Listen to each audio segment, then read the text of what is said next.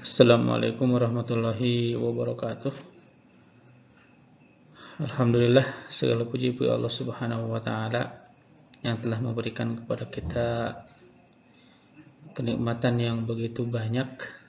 Tidak lupa salawat dan salam semoga selalu tercurah limpahkan kepada Nabi kita Nabi Muhammad sallallahu alaihi wasallam. Alhamdulillah, pada kesempatan kali ini kita masih membahas terkait ketentuan waris di dalam Islam. Insyaallah pada pembahasan kali ini kita akan membahas terkait masalah asobah. Sebagaimana kita ketahui bahwa ahli waris itu terbagi kepada dua macam. Ada ahli waris yang tergolong dzawil furud, ada ahli waris yang tergolong asobah. Apa itu dzawil furud? Yaitu ahli waris yang mendapatkan warisan yang telah Allah tentukan bagian. Sementara asobah adalah ahli waris yang mendapatkan warisan dengan tidak ditentukan bagian atau nominalnya. Jadi ahli waris itu ada yang termasuk dzawil furud, ada yang termasuk asobah.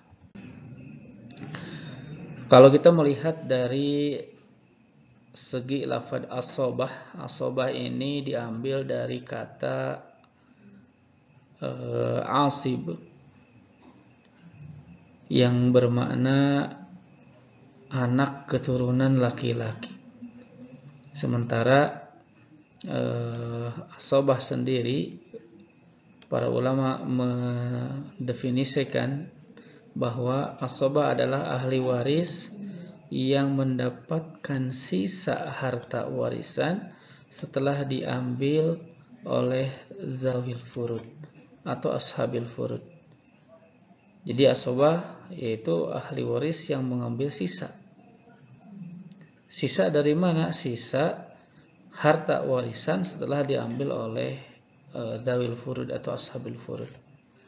Maka dikarenakan asobah ini mengambil sisa, di sini ada tiga kemungkinan, ada tiga kemungkinan ahli waris asobah. Yang pertama yaitu mendapatkan seluruh harta warisan. Tentu ketika dalam kasus tidak ada ashabil furud, maka harta warisan seluruhnya jatuh kepada ahli waris si asobah. Yang kedua yaitu mendapatkan sisa setelah dibagikan kepada ahli waris dzawil furud.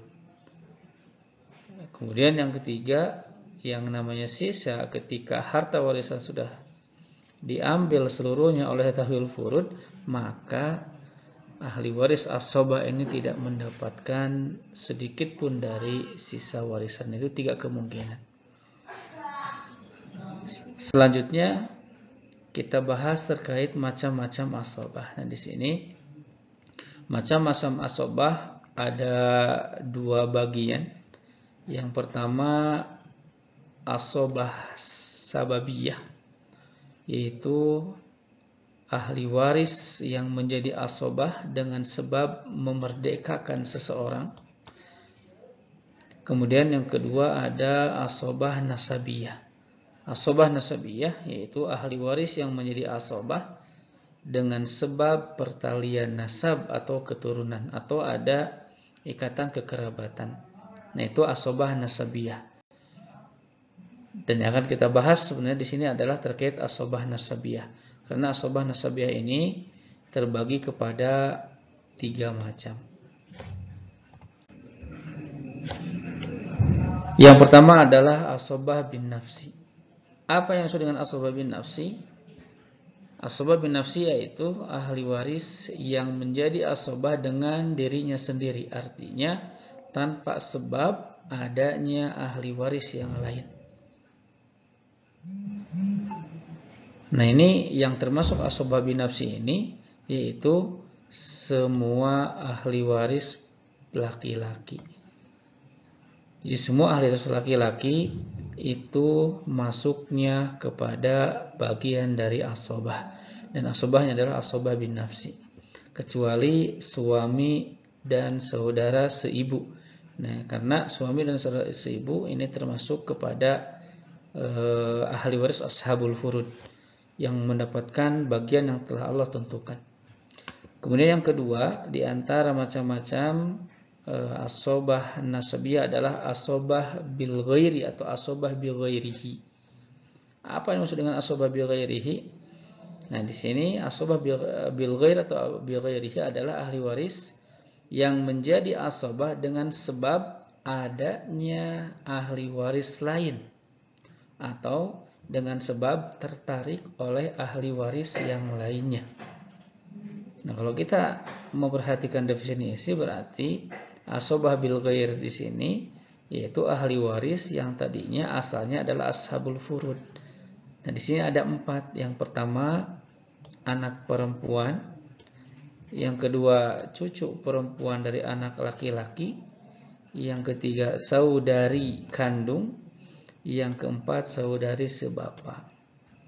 Nah, kapan nih mereka ini mendapatkan asobah bil ghair? Yaitu ketika yang 4 ahli waris ini ada pasangannya. Contoh di sini ada anak perempuan, yaitu ketika anak perempuan dengan anak laki-laki. Maka yang tadinya anak perempuan ini kalau sendirinya adalah sebagai ashabul furud, ketika ada anak laki-laki, maka anak perempuan ini tertarik menjadi ahli waris asobah. Begitupun yang selanjutnya. Kemudian yang ketiga yaitu asobah ma'al ghair. Nah, di sini asobah ma'al ghair yaitu ahli waris yang menjadi asobah bersama dengan ahli waris yang lainnya. Nah, di sini ada 2 ahli waris. Ya, ada 2 ahli waris. Yang pertama ada saudari kandung, yang kedua ada saudari sebapa. Kapan mereka mendapatkan atau menjadi asobah ma'al ghair? Yaitu ketika mereka bersama dengan anak perempuan. Jadi ketika mereka berdua, yaitu saudari kandung dan saudari sebapa bersama anak perempuan, maka yang tadinya mereka adalah ashabul furud berpindah tertarik menjadi ahli waris asobah. Jadi ahli waris asobah. Nah, itu sekilas tentang asobah dan macam-macam asobah. Maka bisa kita lihat di bagian di sini. Di sini ada tabel terkait ahli waris asobah bin nafsi. Nah, ini yang warna kuning. Nah, itu adalah ahli waris asobah dan mereka semua adalah ahli waris laki-laki. Kemudian yang kedua di sini ada asobah bil ghair.